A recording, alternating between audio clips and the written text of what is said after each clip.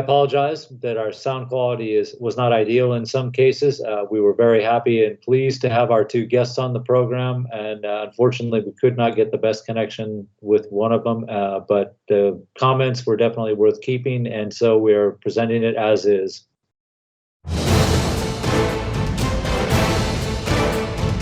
Hello and welcome to the Majlis Podcast, Radio Free Europe, Radio Liberty's current affairs talk show focusing on Central Asia. I'm Bruce Pannier, host of the Majlis and author of the weekly Central Asia in Focus newsletter. The topic today is Kyrgyzstan and violence against women and girls. Now, we've spoken about gender discrimination and violence against women in Kyrgyzstan before on the Majlis, and it is a problem throughout Central Asia. But the much freer media situation in Kyrgyzstan allows us to obtain a clearer picture of the magnitude of the problem there than in other Central Asian countries. And what we see lately in Kyrgyzstan is a rapid increase in violence against women and girls. The United Nations released a statement on July 7th calling on Kyrgyz authorities to intensify efforts to curb violence against women and girls. How bad is the problem? Why is it becoming worse? And what can be done to prevent violence against women and girls in Kyrgyzstan? To discuss all this, I am joined by Melissa Upreti, chair of the UN Working Group on Discrimination Against Women and Girls, which is a special procedure of the Human Rights Council. Special procedures is a term used to describe the largest body of independent experts in the UN human rights system, and it is the general name of the Council's independent fact-finding and monitoring mechanisms that work to advance human rights around the world by engaging directly with governments. Svetlana Zardanova, a human rights and corruption researcher at Freedom for Eurasia and gender associate at the Central Asia Institute for Strategic Studies. Svetlana has previously worked for the OSCE Academy in Bishkek, and her work focuses on gender-based violence, gender-related policies, and their implementation. Thank you both for joining me today. And Melissa, we'll start with you. You were just in Kyrgyzstan. Can you describe the situation with the violence against women and girls and what the authorities are or are not doing about it? Sure. I was in Kyrgyzstan in April as part of a country mission, and it was a 12-day visit during which we met with actually more than 300 individuals comprising of government officials, members of civil society, women, adolescent girls, as well as those working with the UN. And what we were looking at was how discrimination against women and girls occurs in Kyrgyzstan. And it's well known that violence against women is one expression of discrimination against women and girls. And so what we did is we looked at discrimination in a number of different spheres. So the political, economic, social, cultural, in private life as well as in public life. And based on our preliminary findings, and at this stage, I do want to say that these are just preliminary findings. We will publish a final report, which will be presented to the government next June, in June 2023. But based on our preliminary findings, what we found is that Kyrgyzstan really stands at a crossroads with an immense opportunity to harness the potential of women. And one of the greatest barriers to that really is pervasive violence and the lack of accountability for violence. What we found was that the Kyrgyz Republic has made major strides towards gender equality since its independence, particularly through the introduction of laws and policies and the establishment of key institutions. We did find that the Republic takes pride in being a leader in its commitment to democracy and women's rights in the Central Asia region. In fact, it ranks 82nd out of 162 countries on the Gender Inequality Index, so it's kind of somewhere in the middle. But it's very clear that significant gender gaps in economic participation remain, and along with persistent and deep-rooted patriarchal attitudes, stereotypes, and practices around gender roles and high levels of gender-based violence are impeding progress. Now, like in the case of the rest of the world, COVID-19 has created a public health challenge for Kyrgyzstan, and the impact of that has been felt within the last couple of years. But what that has done is exacerbate structural gender inequalities, which in turn has contributed to an increase in violence against women and girls. Another factor I'd just like to note is, and this is based on what we heard and what we observed during our visit, is that rising religious extremism is having a damaging impact on the country's efforts to advance gender equality and to tackle gender-based violence, because this rising religious extremism is reinforcing discriminatory norms and practices that hold women and girls back from participating fully in economic, social, and public life. Another concern that we saw, that we have related to that is the fact that the space for civil society and for women's rights organizations to raise these issues and to demand accountability is also shrinking. And that itself also poses a direct threat to many women human rights defenders and others who are trying to speak out against such violence. Now, despite these challenges, we do think that there is incredible opportunity for change, and focusing on the proper implementation and resourcing of laws and policies can make a significant difference in the lives of women and girls by lifting the participation of women in economic and public life, enhancing their health status. It's clear that the Kyrgyz Republic can actually make progress towards addressing gender-based violence and preventing gender-based violence. We believe that Kyrgyzstan now has a unique opportunity to simultaneously drive progress on gender equality and women's human rights and to strengthen its economy. And the full and equal participation of women in all aspects of life must be a priority. This will require strengthening its institutions, laws, and governance to accelerate the achievement of gender equality and ensuring the realization of women's and girls' human rights, because at the end of the day, their rights in all of these spheres are interrelated, and progress cannot be made in one area while it lags behind in another. So a holistic approach is going to be needed. Okay, thank you very much. And the research is very valuable. Back to more of this in a second. Svetlana, there's a lot of numbers and figures they've been throwing out to try to show that violence is increasing. But can you kind of give us an idea of how, is people said, for instance, it's COVID and it started to increase then, and now it's poverty, the extent poverty that's associated with the reduction in migrant labor is going to Russia, or the inflation or something. Inflation, cost of living is going up, cost of food is going up. What have you observed that would substantiate these claims that the violence against women and girls is increasing in recent months and years? Yeah, well, I believe it is the matter of data interpretation. Basically, like gender-based violence is a pandemic that has raged for long in Kyrgyzstan, Central Asia, and generally across the world. For instance, Women, Peace and Security Index puts Kyrgyzstan as a most dangerous country for women in Central Asia, rating it 97 of 170 countries. But as you mentioned, Bruce and Melissa, is probably, and many experts believe, is due to better data availability and openness of the country. If we compare Kyrgyzstan to its neighbors like Turkmenistan, for instance. However, of course, this knowledge doesn't make it up for many survivors of violence in Kyrgyzstan. And again, if we look at the time of COVID-19 pandemic, even the 65% rise of registered cases by law enforcement during the first 3 months of 2020, it can either be taken as a spike of violence against women, but it also can be interpreted as to more women reporting the violence, as they were kind of closed with their abusive relatives and husbands, like spouses and homes, and they had no opportunity to leave from the violence like they did before, for instance, to their relatives or to their friends.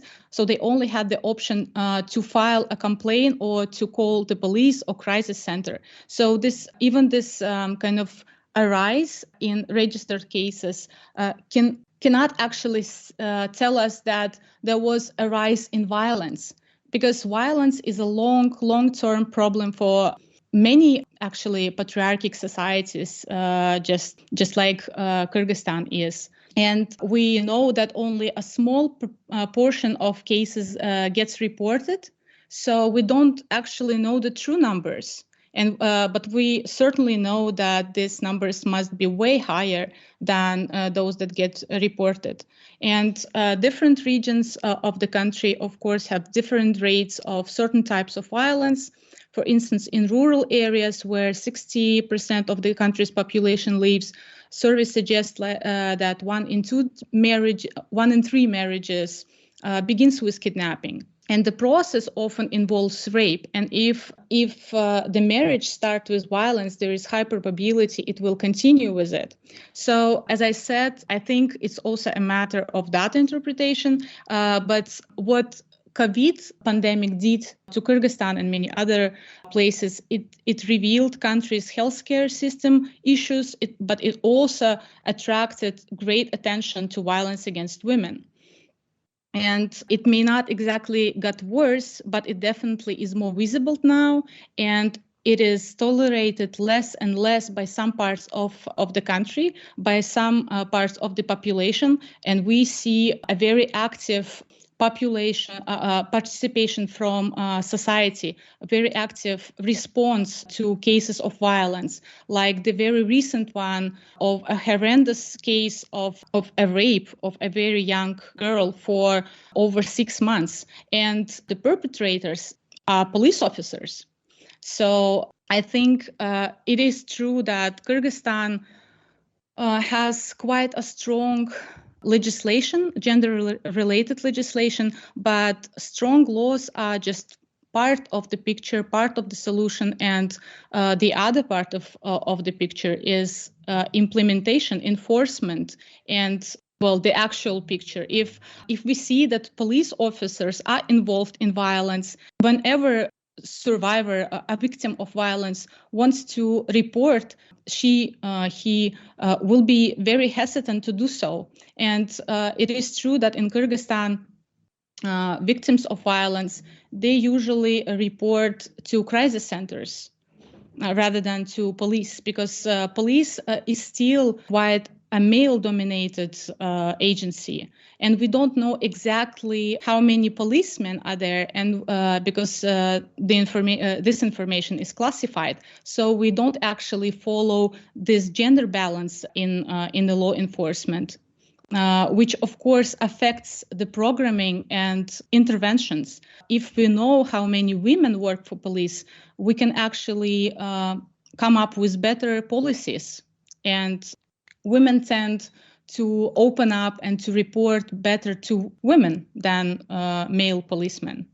This is a good point too, because of course we remember the case of Aizada Kanatbekova, who was kidnapped. Exactly. I think awareness raising did great. I mean, her parents actually wanted the justice. They wanted to report, and they did the right thing, because many programs, like civil society programs that target parents, target younger youth, and tell them that you need to report the violence. And her parents actually did great. They did report, and system failed her. Both in cases of Burulai and in case of Aizada Kanatbekova, this is exactly the police. I will not say it's a mistake. It's something else. I mean, it's lack of accountability. It's norms and stereotypes about women that prevent them from responding in proper way. Well, and I want to mention too that for people in our audience who haven't heard this case, in Aizada's case, when she was kidnapped, her mother did report to the police, and the policeman, far from going out and looking for her, told the mother that she should be happy and that soon she'd be dancing at her daughter's wedding. It turned out that she was driven to the outside of town and killed by her abductor, who then killed himself. But before I let you go and move back over to Melissa, you've told us that the number of reported cases have increased in the area. But can you tell us how many of these cases actually go to court? Because this is another shocking figure that comes out of Kyrgyzstan as well. Some of this is reported. In fact, it never goes to the end of the court case. It's dropped either before the court case even starts or during the court case. I've heard figures of 90% of these cases never reach court. Yeah, this is true. I mean, we take the cases that get reported. It's not the full picture. It's like a small proportion of cases that gets reported. Less so they get processed, and even less so of perpetrators get punished. Like I think, if I'm not mistaken, 2020 of 600 cases of rape, 53% were dropped and didn't reach court decisions. So I mean, it's a huge number. And a recent, I think, really infuriating case when the process was as long as 7 years, and the perpetrators just got fined. I mean, they were fined guilty, but they just had to pay about 100,000 soms, and this is it. I mean, that's the punishment. And I think it's awful for the family and for the victim to spend so much time and efforts and spend those years in court, and then get this result from the state, and which is sending quite mixed signals to victims and to perpetrators and civil society. I mean, there is no accountability, there is no punishment for the perpetrators. They feel enabled to do so. Melissa, since you were just out there, and you have to deal with government officials too, Kyrgyzstan is kind of a unique country. It's strange that we're talking about this happening in Kyrgyzstan, considering it's the only country in Central Asia that ever had a woman president, for instance. You have many powerful political figures in Kyrgyzstan are, in fact, women. What is it about the legal system or the procedures that the government is following, which is inadequate to this point? What do you see out there that's working as far as enforcing these kind of laws? Like Svetlana said, the laws are there, they just don't seem to function correctly or at all. So what was your observation of that? And if you can tell us a little about it, if you discussed this with Kyrgyz officials. What we learned from what we heard from various interlocutors, including government officials, as well as civil society activists and also women themselves, is that gender-based violence in Kyrgyzstan takes many forms, including domestic violence, economic violence, bride kidnapping, which we've heard about quite a bit, early marriage, as well as physical and psychological abuse, despite the fact that there's a legal framework on the protection from family violence and the 2019 decree on the order of protection and protection from family violence. So there are laws and policies, but in spite of those, violence in many different forms is actually quite prevalent. We learned about a number of initiatives and campaigns that are funded by the government, including one crisis center. But very often, private entities or donors are really the ones funding awareness raising and prevention campaigns and services for survivors of gender-based violence. We also visited a shelter for victims of domestic violence in Bishkek. It's actually the only shelter which is fully funded by the government, which is quite concerning given that, at least according to one survey, only 11% of women feel safe at home. We also learned about capacity building programs on law, gender sensitivity, investigation of gender-based violence for police officers, lawyers, and judges. We were informed about the development of practical guidance for police on effective investigation of gender crimes against women and minors. But of course, it's quite clear that implementation needs to be strengthened. We found that statistics on domestic violence are collected by different entities, so health authorities, internal affairs, and courts, which result in different data, different kinds of data. So one thing that we did encourage the government to do was really establish a consolidated system for gathering disaggregated data on cases of domestic violence, since that is very pervasive. We also learned about the 2021 Criminal Code, which establishes a process for preliminary investigation whereby a victim does have the rights to legal representation, to petition, to claim damages, but only after the preliminary investigation check and an order on recognition of a victim. So, and another thing that we noted is that the code really kind of encourages conciliation of parties in cases of violence. The Code of Criminal Offences contains 3 provisions on gender-based violence, and we were informed that the lack of legal literacy among victims often prevents them from seeking legal remedies. According to some of the information that we received, in 2021, there were 10,151 cases of domestic violence and 9,008 protection orders were issued.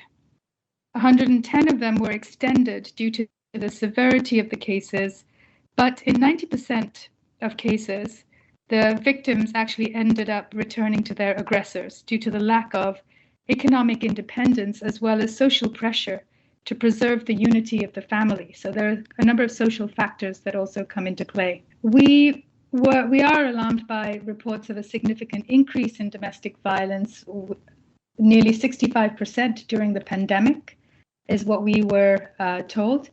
There is a strong belief in Kyrgyzstan that it is acceptable for men to use violence against women if they fail to fulfill their supposed responsibilities or when their behavior transgresses social norms. And women are generally expected to obey their husbands and are not allowed to have their say in decision making. So clearly there's also impunity for perpetrators, and the limited enforcement of protection orders, the lack of victim support, and the barriers to women's and girls' access to justice in cases of domestic violence, including the re-victimization during long criminal proceedings, is also something that we heard about. Under the Family Code 2005, the minimum legal age of marriage is 18. There are exceptions, as individuals can marry at 17 years with the permission of a local public authority. So although forced marriage is a crime in the criminal code, we heard that 13% of girls under the age of 18 are married. Now, women and girls living in rural areas are almost twice as likely to be victims of child and forced marriage. And this can be explained by poverty, parental control, harmful stereotypes, as well as increasing religious fundamentalism. We also found that sexual violence is quite prevalent. Of course, different forms of violence, such as domestic violence and sexual violence, are quite intertwined. And rape accounts for a significant proportion of sexual violence in Kyrgyzstan. The current laws do not include consent as part of the definition of rape. And sexual violence within marriage, or what we often refer to as marital rape, is not recognized as a crime. And due to gender stereotyping, it is kind of normalized. We also noted the low reporting rate of sexual violence by women to law enforcement agents. According to the testimonies that we heard, the low turnout is often due to many law enforcement agents being unsympathetic to victims of violence because of multiple factors, including gender stereotyping, victim blaming, the low number of women police officers, the risk of re-traumatization, and the lack of skilled female investigators and trained judges. Access to justice. Well, there are many barriers experienced by women and girls. We noted the existence. We recognize that there is a legal framework for addressing human rights violations through the adoption of the National Action Plan of 2022 to 2024, with a focus on the elimination of discrimination and increasing access to justice. We were surprised, however, by the lack of awareness among women regarding their rights and the existence of certain enforcement mechanisms. So while there has been there is a positive practice regarding training for prosecutors on domestic violence. We heard quite a bit about that. We are concerned about the lack of effective measures that are available to women and girls to actually take legal action, and the government's failure to remove institutional as well as to address social barriers. According to the information that we received, only 2.5% of reported cases of domestic violence had been prosecuted. We also heard repeatedly about the low prevalence of the enforcement of protection orders. And we also heard from several groups of marginalized women and girls, including older women, women with disabilities, women belonging to ethnic minority groups, migrant women, women living with HIV/AIDS, women using drugs, as well as lesbian, bisexual, and transgender women. They face multiple and intersecting forms of discrimination and a wide range of human rights violations. Thank you. We've reached the midway point of the broadcast, so first I got to do our promo spot here. This is the Majlis Podcast, a weekly program from Radio Free Europe, Radio Liberty that looks at current affairs in Central Asia. Today's topic is the increasing violence against women and girls in Kyrgyzstan, and I am joined today by Svetlana Zardanova, human rights and corruption researcher at Freedom for Eurasia and gender associate for the Central Asia Institute for Strategic Studies, and Melissa Upreti, chair of the UN Working Group on Discrimination Against Women and Girls, which is a special procedure of the Human Rights Council. Okay, we were just talking. So we're talking about the violence and the fact that the law is kind of, although the law's there, a lot of times the women either don't understand it or don't, or it's just simply not working for them. Now, a former member of parliament, Natalia Nikotenko, said last week that people in Kyrgyzstan have lost faith in the police. Svetlana, this question is for you. You had mentioned that the police are actually accused of being the rape. Natalia Nikotenko said that the court system is also failing women in this.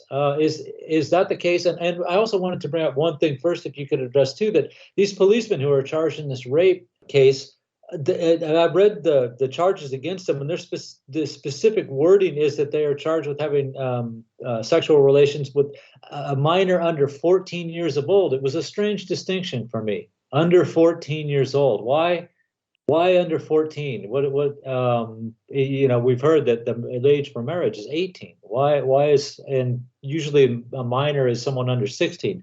Do you know why it's under 14? And then can you tell us a little bit about the feelings of some of these people in Kyrgyzstan that you mentioned that they don't even go, sometimes they don't go to the police at all because they don't think they'll get help. Yeah.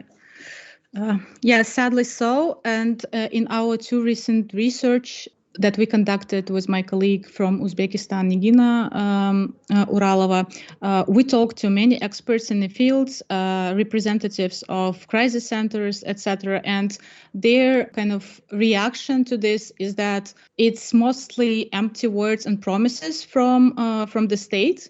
And instead of addressing the issue, what they try to do is to silence the public discourse and basically sweep this issue under the rug. And Kyrgyz authorities, they continuously fail to protect women and act in line with like local legislation and also international human rights standards. And what we lack is enforcement, and what we lack is accountability. However, we do have kind of a sound legislation in place also, which sets the legal action against those administrative people and officers when they fail to act in line, but it never actually gets done, and it's not a priority for the state. I mean, the issue of violence against women is not a priority. Gender-related issues is not a priority for the state, and the inconsistencies that we see is also with the national strategies and action plans that we have in Kyrgyzstan. For instance, the previous national strategy for achieving gender equality in the Kyrgyz Republic was adopted in 2012 and ended in 2020. For 2 years now, we act without the national strategy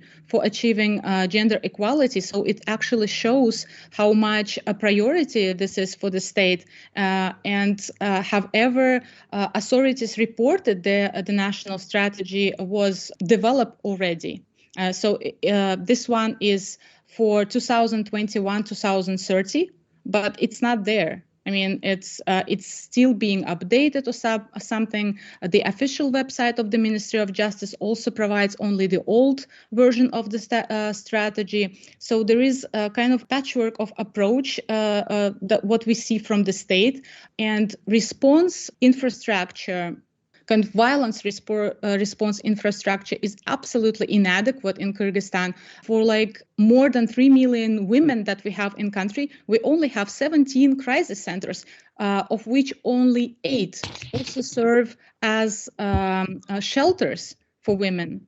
And women are very hesitant to report the cases to police because they get intimidated, they get re-victimized, they actually get blamed for the violence, and it's not only on part of the police. It's actually quite a spread notion in a society. So the blame and responsibility for violence is placed on victims rather than abusers. And it is by family members and health professionals. And a recent case of kidnapping, I think, of a 16-year-old that got reported, actually very much against publicity. And they didn't want to persecute the perpetrator. So they didn't want to go after the person who kidnapped their daughter, to avoid public scrutiny. And it's also part of the deal that women don't want to get this attention because they are blamed for the violence by their family members, by health professionals, and of course also by police and judges. And one of the lawyers that we spoke with during our research, she said that even female judges are quite hostile towards victims of violence, and sometimes even more hostile than male judges. And this is not because of the gender, of course, but because we have so few women in such structures. So they are forced to act within the general attitude towards women and towards gender, towards violence of women. So we need to ensure better gender sensitivity among the law enforcement agencies, and of course also first responders who work with gender-based violence victims. And here I mean, of course, police and healthcare professionals and crisis centers professionals. And the problem is also with, as I said, lack of political will, lack of finances for that.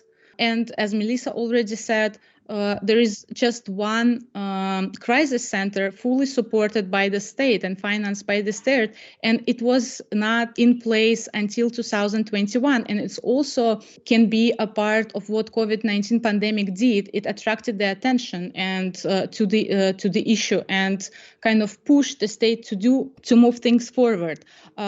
Also, there is a widespread feeling among experts working in the field and among the professionals that what state does in the field of gender-related issues, and specifically in the field of violence against women, is kind of pushed from civil society and international organizations. And otherwise, they are not interested in the issue, and it's only promises and like empty words that we are here, we will support. Yeah.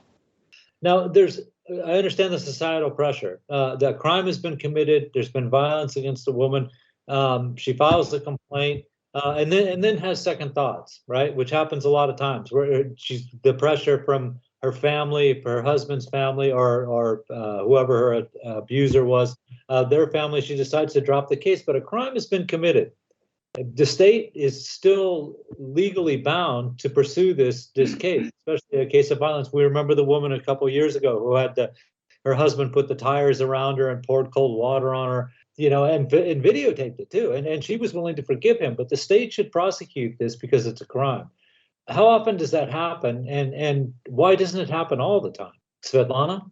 Yeah, as I think Melissa mentioned, is much of the women are under pressure. They get blamed. They get pressured to kind of drop the charges, and in many cases they do. Also, there is in many cases a reconciliation of parties, and I think that's a way of perpetrators to avoid the punishment. And but a crime has still been committed. Isn't the state obligated to do something about this? Now, whether the victim is willing to forgive them or not, the fact is that a crime was committed, and it should be the job of the prosecutor to go ahead with this case if there's sufficient evidence, even if the victim is not willing to testify against their abuser. Isn't that correct? It is, but it is also depends on specific articles in the codes. For instance, in many cases when women are attacked on the streets, perpetrators are only charged with like minor offenses like petty hooliganism, which is kind of sounds absurd because this is attack on a person. It's not against the public order or something. I mean, the perpetrator should be accused of a much stronger kind of crime, but we don't see it. And of course, you're right. The state should proceed with the process, but in many cases they just don't. And it's a good question to address to the to authorities. Yeah, in recent cases, what we see is that they only react whenever there is a huge public attention to cases, just like in this recent one with a 13-year-old. And you mentioned before that the wording is strange, and you mentioned this under 14-year-old. But what is strange is also that they mention the sexual intercourse with the minor, not the rape, which also changes the terms. So this is a good point. Melissa, I got essentially the same question to you. When the prosecutor refuses to pursue cases of violence against women or girls, even though you would think that they would have the right to do so, even if the victim is not willing to testify. I mean, if I went and shot somebody on the street and they said, "I'm sorry," then they said that's okay, he was mad or something like that. The fact is, I committed a crime and I'm a threat to society. At that point, if I'm willing to do something like this, then there certainly should be a message given that this is unacceptable behavior. It's improper. It leads to other problems. Why does in your experience talking with officials in Kyrgyzstan or people in the people in Kyrgyzstan, why are the authorities reluctant to pursue a case even when there's clear evidence that there's been a crime committed? Part of the problem is that many law enforcement agents are unsympathetic to victims of violence, and this is due to a range of factors, including pervasive gender stereotyping, which shapes their own attitudes and beliefs, and also their perception of their role as law enforcement agents and how far they can and should go. There's also a tendency of victim blaming, which is pervasive. Law enforcement agents also often tend to blame the victims. There is also a low number of women police officers, so there is really a shortage of individuals within the system who would perhaps be more likely to be responsive to such cases. And there's also the risk of re-traumatization, which women and girls are very concerned about, which is also why they often do not approach the legal system. I mean, there's also the lack of skilled female investigators as well as trained judges. So across the system, across the board, we find these deficiencies. I mean, this is exactly why, as during our visit and at the end of our visit in our preliminary findings, we have recommended, first of all, a significant increase in female police officers. We've also recommended the establishment of a dedicated police unit with specially trained police officers and investigators, which would focus on the investigation of gender-related crimes, and that they would refer these cases to a court where the judges have also been trained on gender-based violence, to handle cases of gender-based violence. This unit would have a direct reporting line to the Ministry of Internal Affairs. And, these types of measures are necessary to really ensure that these cases, the investigation and prosecution of these crimes, is prioritized within the system itself. Just real quickly, what was the reaction of Kyrgyz authorities to your suggestions? Did they seem like they were going to act on that? So we have presented all of our preliminary findings and recommendations to the authorities, and there wasn't direct opposition. These country visits are conducted in a spirit of cooperation. We conduct these missions on the invitation of the government, and the idea is that they will listen to our observations and that they will take steps to actually implement our recommendations. So this is an ongoing process. What I've shared today are the preliminary findings. We will submit a final report to the government early next year. And we've let the government know that we are also hoping to receive information about any progress that they make in some of the directions that we have made recommendations. So we do expect the government to take certain steps, to act in good faith, and to implement these measures. So we'll have to see. Okay, and now for our conclusion of the show here, and we'll start with Melissa and then go back to Svetlana.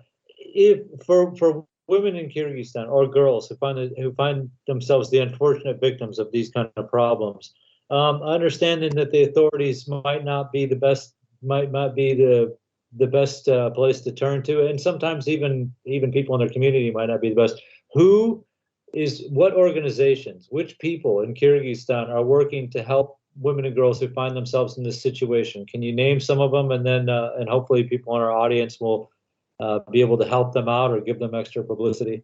Yes, Svetlana, I think you'll have to take that question. I think you probably are a lot more familiar with which organizations. Yeah, please, Svetlana, could you tell us? In many cases, these are civil society organizations, as I said, 17 crisis centers, and they are mostly working on donations and on project-based finance from international organizations, and they can be supported by, I think, from time to time they do fundraising campaigns, and these organizations definitely should be supported. There is a group of organizations working on gender-based issues, which is called Unite, and it's like a coalition of about 300 organizations and individuals that work on the issue.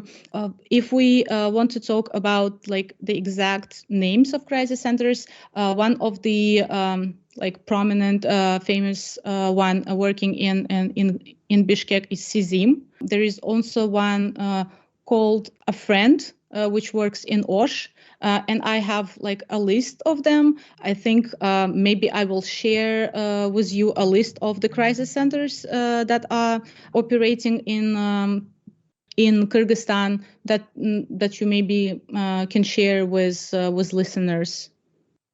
Okay, excellent. Thank you very, very much. And Melissa, you wanted to add something? Yes, just one point, please, on this.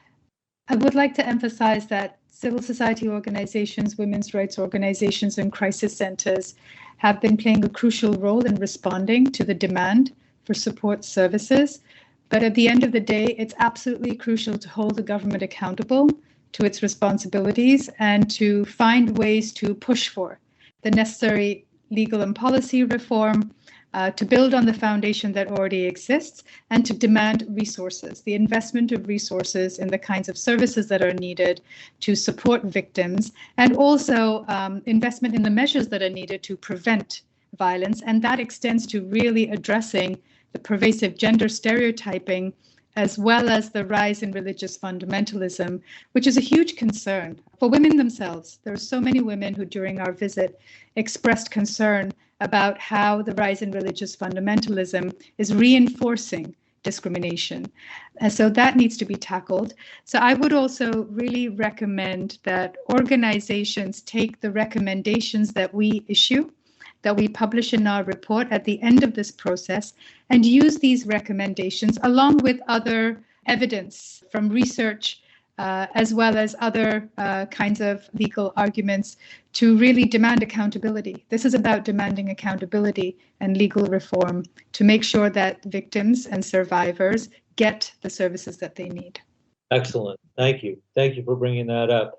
And unfortunately, we are out of time now, but I do want to thank you both. Thanks to our guests, Melissa Upreti, Chair of the UN Working Group on Discrimination Against Women and Girls, and Svetlana Zardanova, a human rights and corruption researcher at Freedom for Eurasia and Gender Associate for Central Asia Institute for Strategic Studies. I appreciate you taking the time to be on our program and informing our audience about what's happening out there. A big thank you to Nathan Shoemaker, our Majlis Podcast producer in Washington, D.C. And a reminder, you can subscribe to the Majlis Podcast or the Central Asia in Focus newsletter by visiting RFARL's website at rfarl.org. Thanks, and we'll be back next week.